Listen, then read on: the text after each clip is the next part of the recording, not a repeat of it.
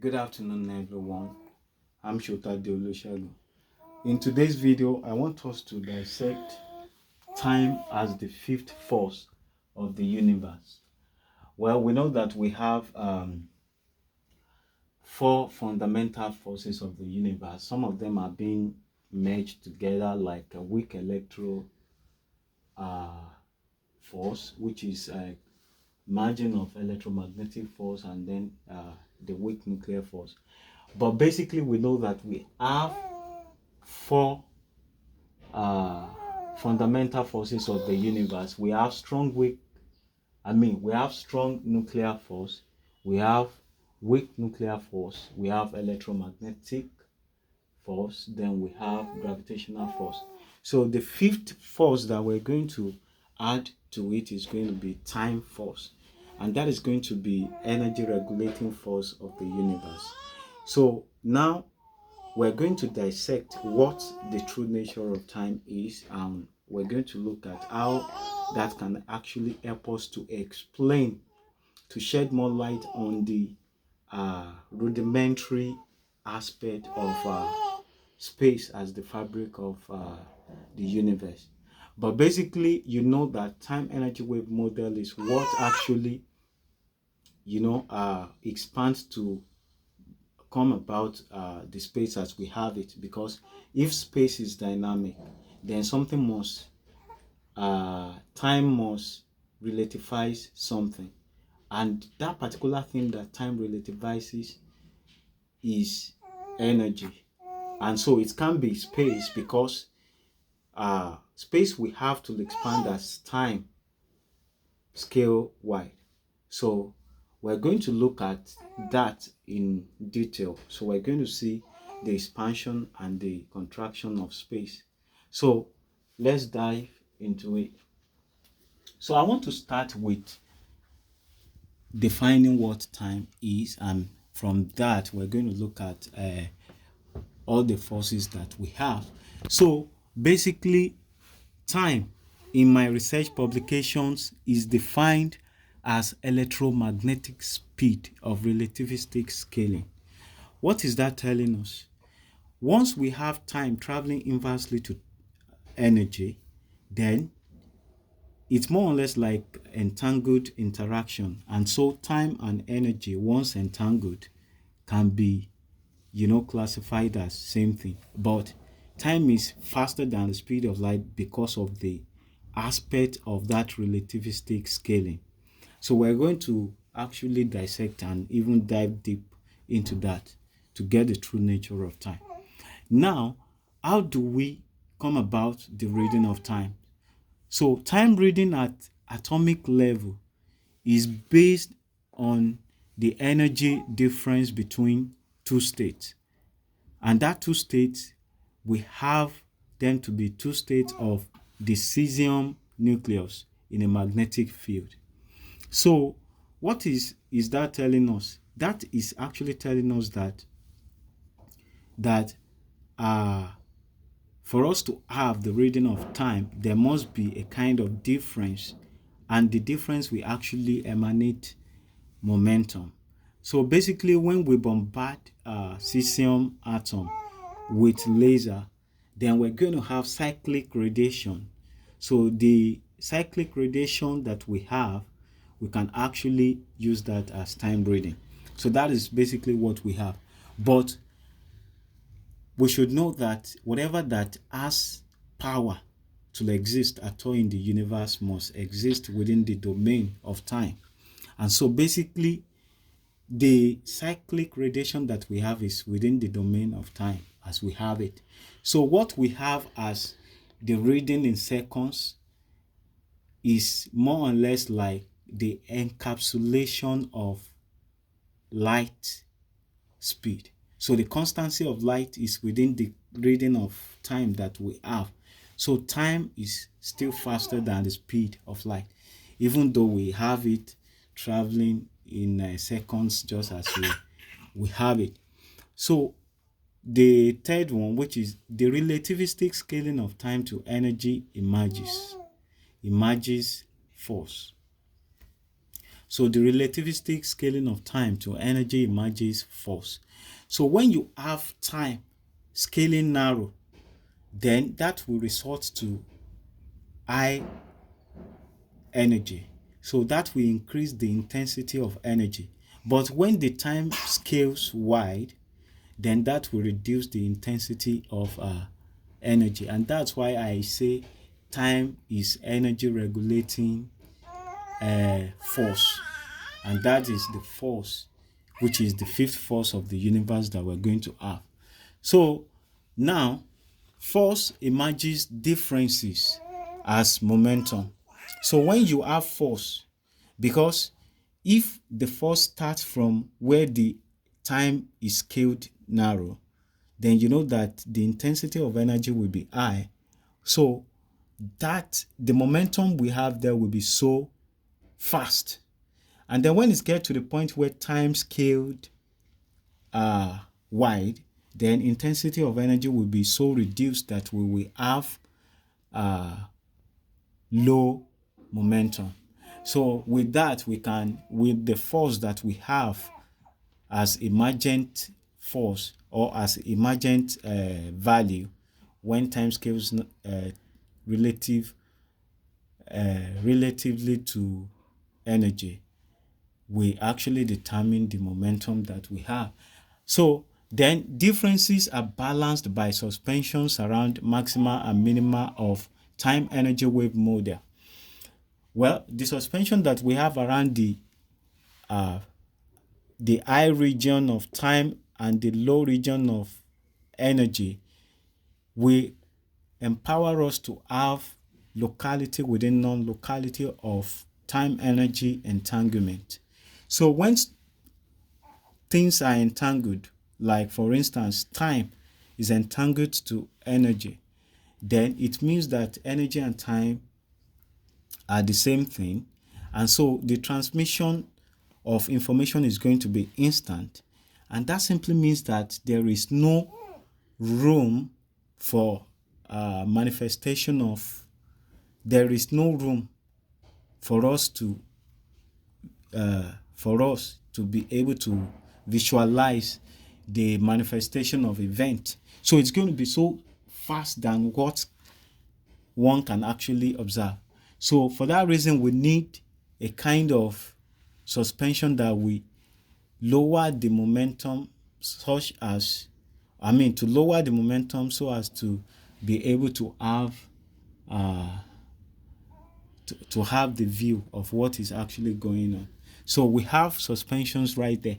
And the suspension we have at the edge will determine the dynamics of mass formation.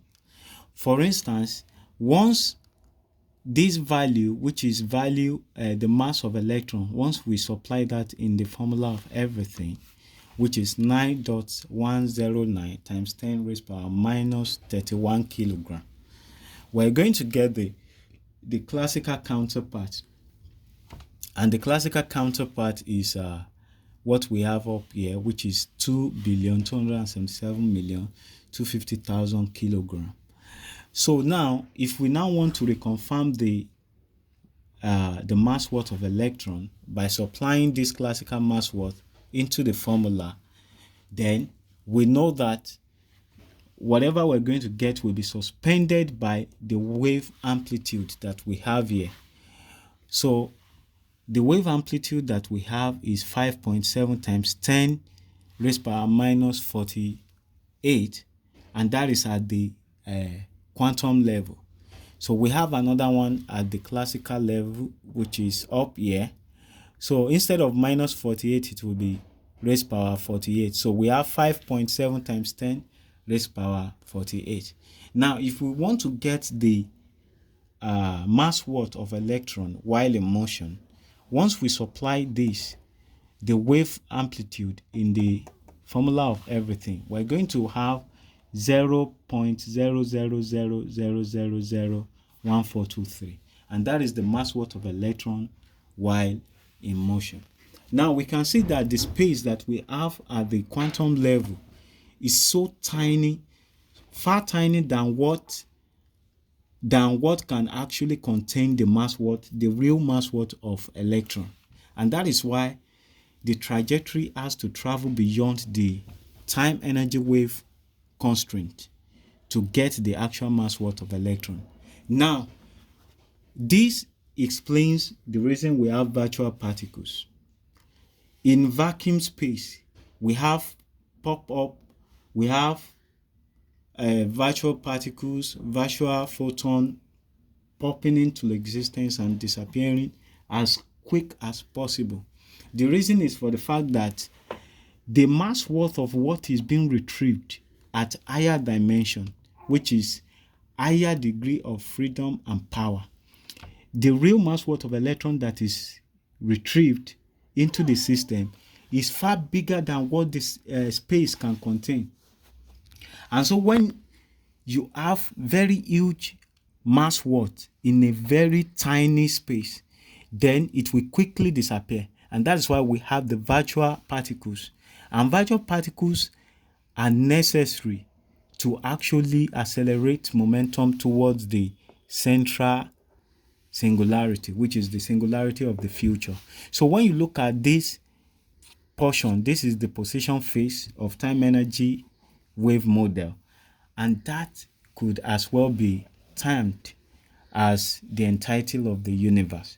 So this phase we have the past, and this phase we have the future, and right here we have at the middle the vertical line represents the present. Now, for us to dissect this, for the fact that we have suspension, then the time is being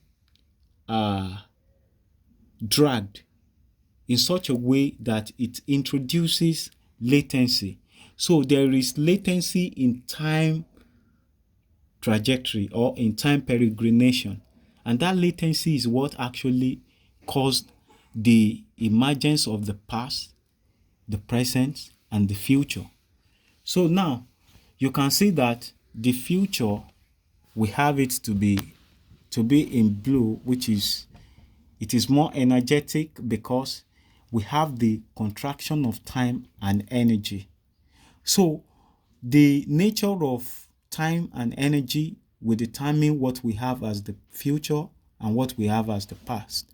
Now, for the past phase, we have the expansion of time and energy. So time is scaling wide relativistically to energy.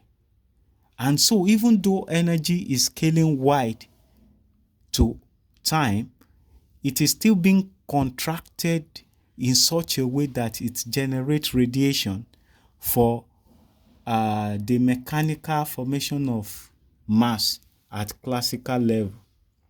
So basically, we have the constancy of light, and that constancy of light, which is the constancy of light speed, maintains the symmetric nature that we have within time energy wave model. So by that constancy of light speed, we are able to have the central singularity, which is the this particular line. So that is why symmetry is needed in this system. But even though you look at the symmetric nature of time energy wave model as being equal, I think that is just being equal by the virtue of momentum, but it is not being equal by the virtue of nature.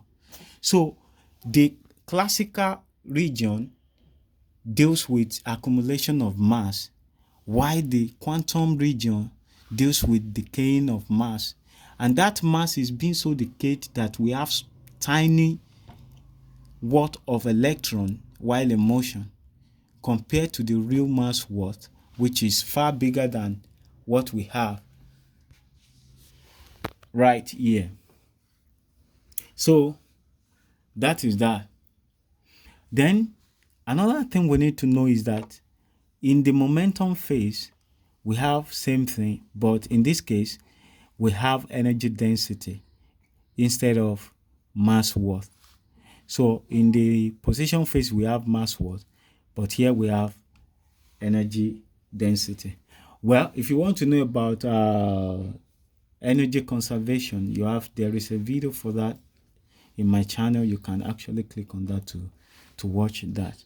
So basically, now we know that time is the fifth force, but we're still going to look at that. We're going to dive more into that to prove that. So now, our time energy wave model, we shouldn't forget that this is the energy trajectory, and then this is the time trajectory inversely to energy, and that determines the expansion of the space, which is cosmological space, and the contraction of cosmological space. So time relativize energy and not space. Fine. So now let's look at fundamental properties of the universe. Fundamental properties of the universe. There are three fundamental properties of the universe. The first one is time, and time is the regulator of energy intensity. Because when time scales wide, energy will be low. And the moment time scales narrow, energy will be high. So time is the regulator of energy intensity. Then we have energy. Energy, the relativized property for intervals of time. That is energy. Now, the moment we have Big Bang, time and energy get entangled and they continually expand. But there is something we need to really take note of, which I want to quickly explain here. Here, you see that the present is instant, is vertical. And because when we get this mass wave amplitude, we will have the wave amplitude will suspend the weak conveying force, which is 4m's value, and that will be 9109. It will actually suspend it at 32nd power of zeros. And so when we annihilate the zeros back to we annihilate the entirety of the zeros, we're going to have this vertical line. And that line travels beyond. And because it travels beyond, that means it has moved into higher dimension. And so right from the higher dimension, it will be quickly retracted back based on the entanglement, based on that relativity. And once it gets retracted into that tiny space, it will accelerate momentum towards the central singularity. Now, by having this wave amplitude, then we can actually draw the diagonal line for quantum realm, and then draw the diagonal line for classical realm. So we have same value right there. So now the present is the combination of the future and the past. Is the combination of the past and the future, but it is at instant phase. And that is the point of reality. That the present phase is the phase of reality.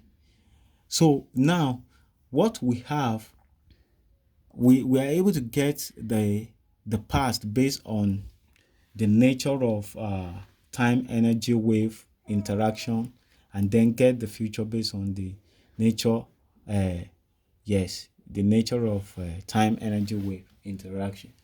So that is that. Now the third fundamental property of the universe, that is space.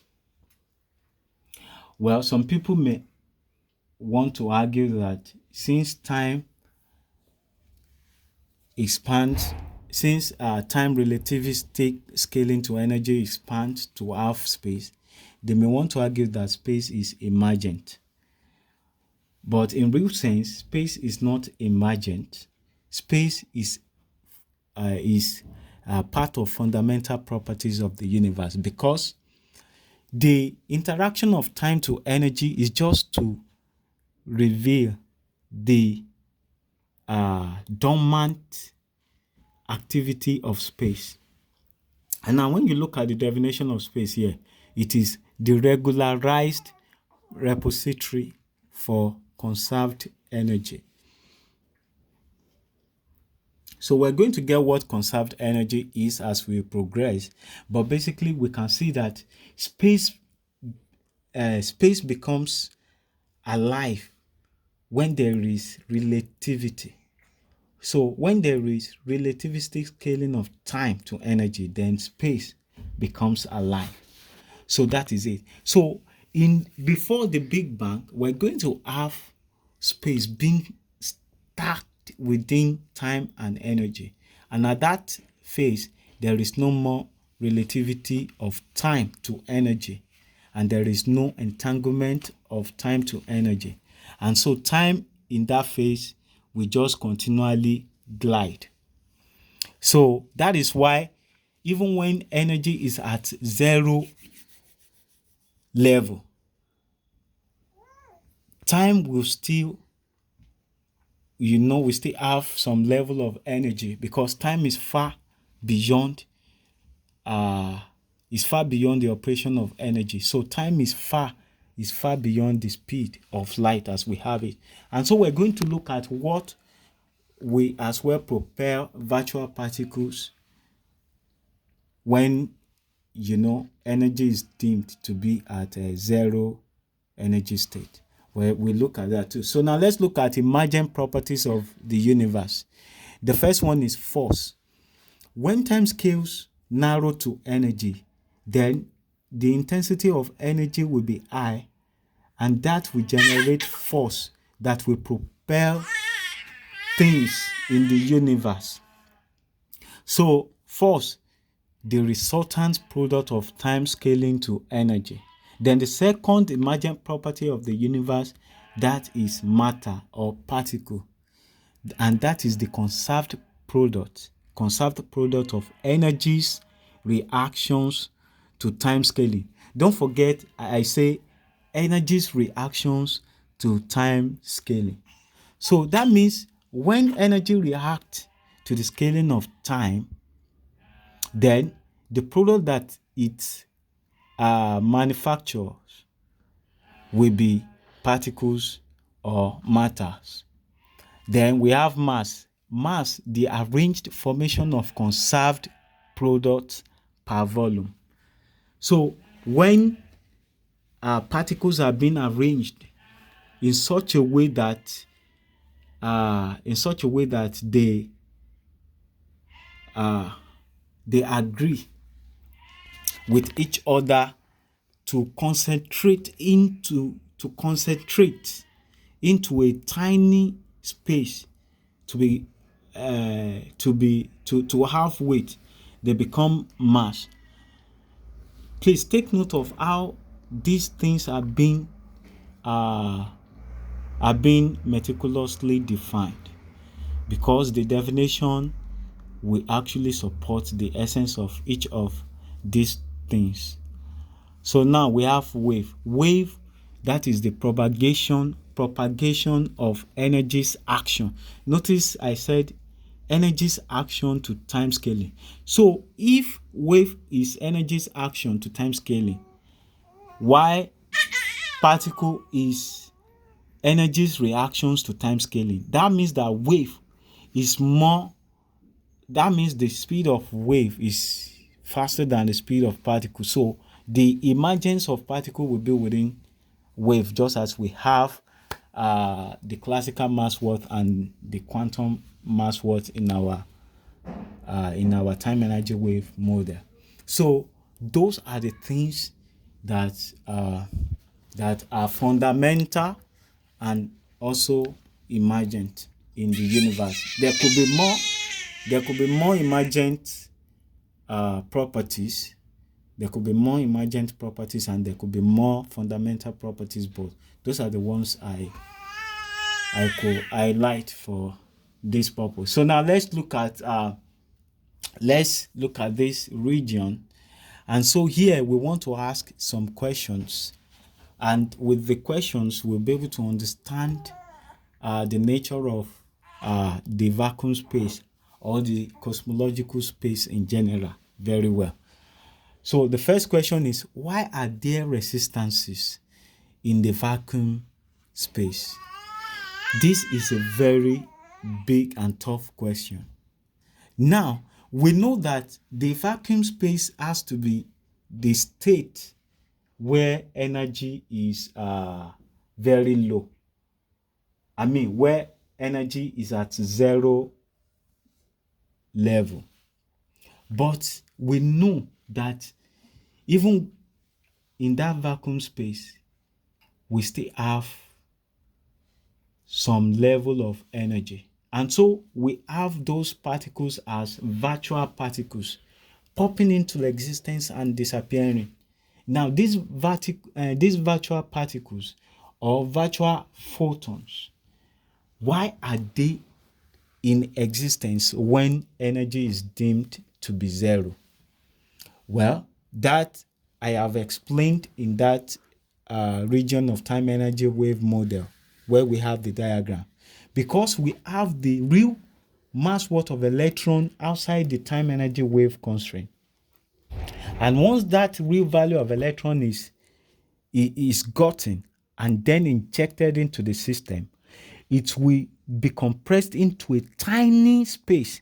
And because the mass worth is bigger than the space it has, it will quickly disappear or it will quickly decay. So that could also be true for the decaying mechanism of weak nuclear force. Because you know that when a star is being so big, or probably let's say the star is bigger than the space that contains it, then that star will decay. Then another thing we need to know is that once the star decays, it will decay to neutron star. Now, by having neutron star, we can see that we have boundary towards the singularity of the future, which is the singularity of the black hole. We have, just as we have at the present phase of our time energy wave diagram, just as we have suspension there, so also we have suspension towards the central point of singularity. So the neutron star will we implement repulsive force so as not to be so compressed into the singularity to form black hole. But the power of gravity, if you look at that face, I want us to look at this. If you look at the face here, this portion is the boundary. That is the suspension region. So this is where we have neutron star. But we have contraction of energy and time, about two forces coming together, compressing the star, the nuclear star, into singularity to form black hole. So the power of gravity is far more than what that neutron star can withstand. And so that we eventually compress it into singularity, and that will make it to form black hole. So now we know that we have suspension here, we have suspension here. So the interpretation we give at present phase will determine what we have in the black hole. And so since we have suspension here, there must also be suspension here. And then don't forget we have suspension here too. The suspension we have here could be likened to the inflationary phase in that evolutionary Big Bang. You know that there is a point where we now have high inflationary phase. So that is synonymous to that suspension. So we can predict the happenings in our black holes right about or at the event horizon region. So that is why the present is the combination of the past and the future. So now, here, I think that question is being asked. The first question is being answered. Then the second question, why is electromagnetic speed the same with light? Why is electromagnetic speed the same with light speed when electron, by the virtue of mass, is not supposed to be equal to the speed of light? This is another big question, because we know, we are saying that anything that has mass cannot travel beyond the speed of light. And so we say that photons are massless. But the electromagnetic wave or electromagnetic force is being measured to be the same thing as the speed of light. And now we know that even when the constancy of light is being so stretched at quantum level, so stretched to the point of spontaneous symmetry breaking, we still have a very so tiny mass worth of electron. And so if electron could still have mass worth, even when it is being so stretched beyond the limit of light speed, then can we say that photons are truly massless? Because here, I think by having speed that is higher than the speed of light, that could actually, inaugurate mass worth. So that question now, I think that is being answered, because with that, we can say that mass worth is the virtue that makes black hole to have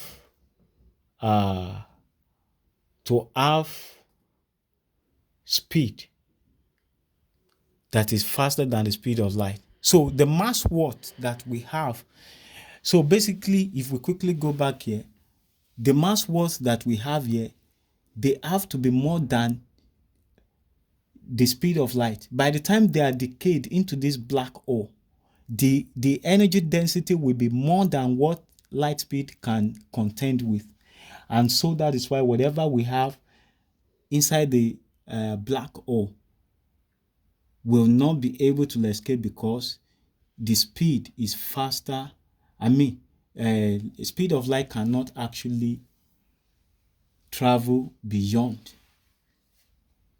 So now we can say that mass worth is the virtue of more than the speed of light. And so the third question is, can photon be massless when it is still operational at energy zero state as virtual photon? That's another big question. Now, photon, if we can say that we have virtual photon that pops into existence in the vacuum space. Now, the vacuum space is the space where energy is termed to be zero. And if there could be popping of particles in that space, that means we still have some level of energy. And that kind of energy that we have, they are energy within the higher domain of time. So at the higher extension of time, we could still have some level of energy. And the energy we have there is as a result of mass. Just like I have explained here that the mass worth of electron is way bigger than the tiny space. And so once it gets into that tiny space, it will quickly disappear by decaying, and it will radiate to accelerate momentum towards singularity. So that is that. I believe that is being explained. Then number 4, what is the propellant of virtual particles in vacuum space? So the propellant of virtual particles in vacuum space is mass worth. Bigger mass worth in a very tiny space. So once that mass worth is injected into that tiny space, it will quickly decay by radiating to accelerate momentum. So that is that. Then the fifth, why must there be asymmetric nature in the symmetric propensity of the universe? Now, this one, we know that, I want us to quickly look at this diagram. We know that by maintaining the constancy of light, we have symmetric nature. And that is what we have. We have asymmetric, we have equilateral triangle. So triangle that is equal at all sides. Now this triangle is being flipped in the black hole. So I said, if you want to know more about dimensions, I have a video, you can click on that to know more about it. Before anything can move an inch in space or in the universe, it will have to flip. So when you have one point here and another point here, before something can move from here to this place, it will flip. So when you check out that my dimensions video, you get to know that. So now you see that by maintaining, now you see that by maintaining the constancy of light speed, we have symmetry.